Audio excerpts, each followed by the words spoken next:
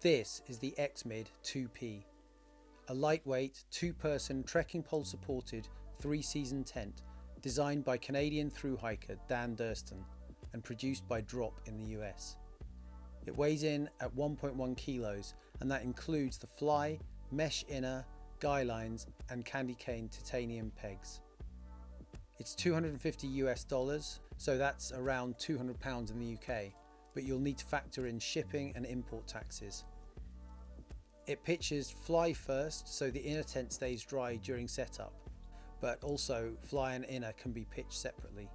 It's got steep roof panels, and that facilitates excellent snow shedding, and it also has excellent high wind performance because it's got even loading on the stakes, but also optional peak guy lines and additional hem stakeout points. The full coverage fly extends to the ground so you can block the drafts, but it can also be raised for more ventilation. And it packs short enough to store horizontally inside a pack. The polyester fabric doesn't sag in the rain or absorb water weight. It's designed to be a really simple 4-stake rectangular pitch. Let's put it up and see how it goes.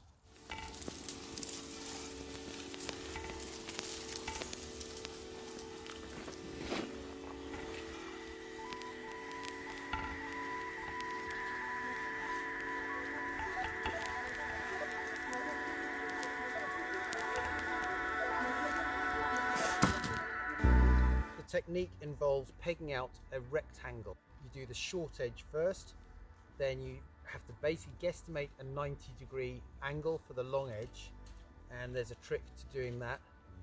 So minimum it's 4 pegs. Let's see if this is going to work. These are the supplied candy cane titanium pegs. They're very lightweight.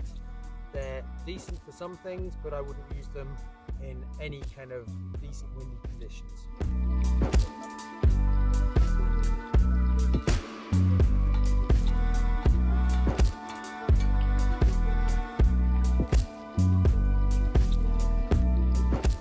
So to work out this 90-degree angle that we're going to need over there, one way to do it is to peg out the short side, take the 2 corners, pull those taut, and together find the midpoint of the tent and place that on the ground.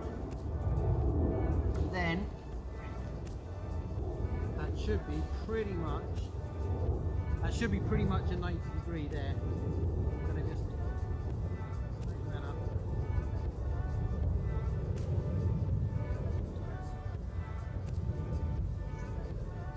We're on 3 minutes so far. 3 pegs. Let's see how we do. If we can get it done in the 5 minutes. 4th peg about to go in.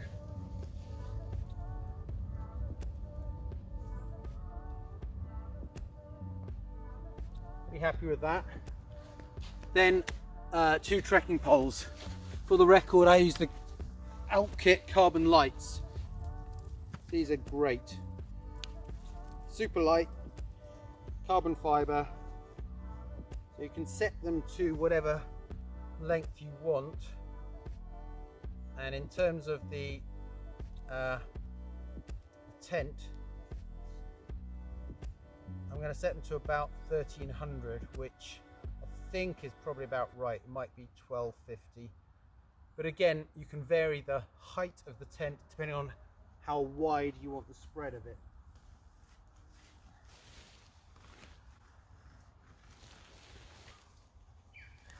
There's a couple of ways of doing this. You can either go in through the door or through the vent. And shouldn't need to say it, but I'm going to say this anyway. The tip, sharp, do not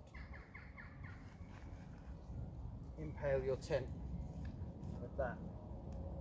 The tip is going to fit into a grommet inside the tent.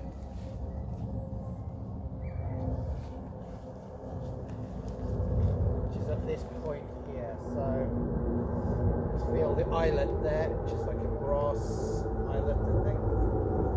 It's in there. Stand that up. moment. The other one. So we're at 5 minutes now. I'm kind of taking my own sweet time over this. So again, that one felt a little bit too tall. So I'm going to go with this at 1250. Thereabouts.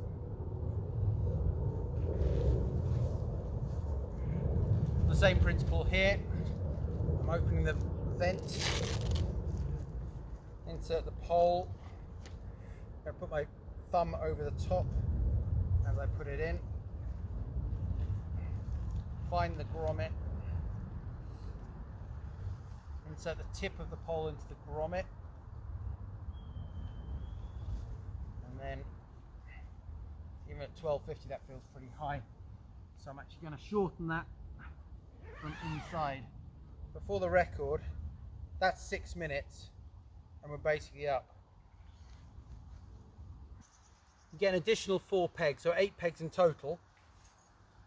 So one here onto the vestibule. There's some shock cord on there which will help take some of the shocks. I'm going to peg that out there. I'm just going to show you some of the detail first off. So you can see here the adjusters on the corners are line lock. You can tighten these here. I've got them set pretty tight at the moment. What that means is the fly is coming really low to the ground. Now you can also peg here. You could pull that down. So in fact I might well do that in a moment. And what that will do is keep the fly really low to the ground to keep the wind out of the inner. There's ventilation here, and these have little standouts inside which you can pull. If I show you up there, you can just see that standout in there. So that keeps that vent open. And a tab on there. Again, on the ridge line, as it were, you've got the adjusters there, line there, and we might well peg that out just to give it a bit more stability. An additional pegging point there. So there are an additional 4 pegging points. So you can see the YKK waterproof zipper. I think it's a number 5 zipper, but I may well be wrong. So a small detail in here that's worth noting, where the bottom of the trekking pole is, there's a little elastic loop, and you can put your trekking pole inside that loop there, which just gives it, tightens up the inner a little bit. I'm just going to roll that back.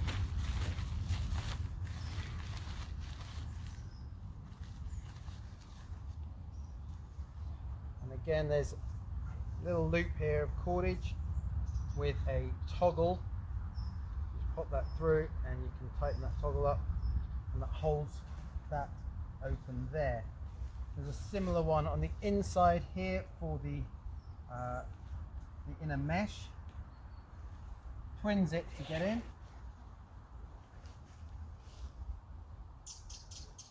I'm just going to put the trekking pole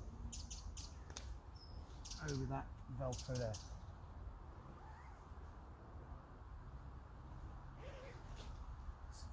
Roll that back.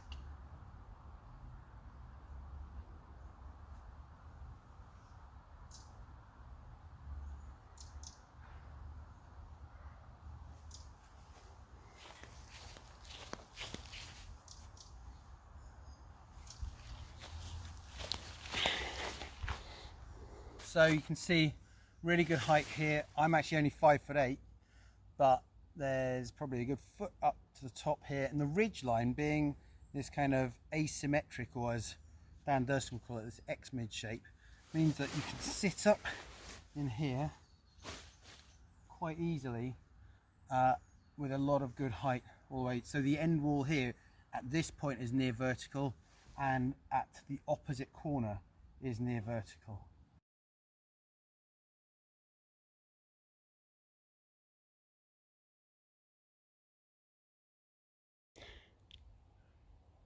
So taking a look inside the X-Mid 2P, put in here an Alpkit cloud base sleeping mat, and whilst we're on fairly bouncy grass here, you can see the length of that. So I'll show you a shot in a moment of me lying in here, and you'll see the height as well. I'm now sat inside the X-Mid 2P, and I'm going to show you some of the features that there are. 2 porches, 2 entrances. There's a pile of stuff there that you can see. You'd easily get a 80-100 litre rucksack in there if you wanted, with room to get in and out here. And in fact, if you see where that shadow is, that would be basically the edge of it when it's zipped up. I'll show you on this side here through the mesh. You can see there how much space there is in that porch. So conceivably you could have 2 people cooking, 1 on each side if you wanted. Plenty of storage room there. And I'm now going to get in properly. So this Alpkit cloud base, I'll give you the dimensions of it so you get an idea. But there's that much space there. Now at the foot end there, that's where it's the steepest angle. So you're still going to be able to, if I lie down on that, so you can see there my feet. Bear in mind I'm 5'8", so I'm not exactly very tall. And then I'm just going to turn this round and hopefully you'll be able to see there. So now that's my head there. I've got 6 inches or so there before I touch the side. So plenty of space there for another mat. So 2 people can sleep side by side or head to toe. And if I was to sit up in here, I can sit up like that. Again, someone 6'4", you're going to be okay there. Let's look at some of the internal features that we've got.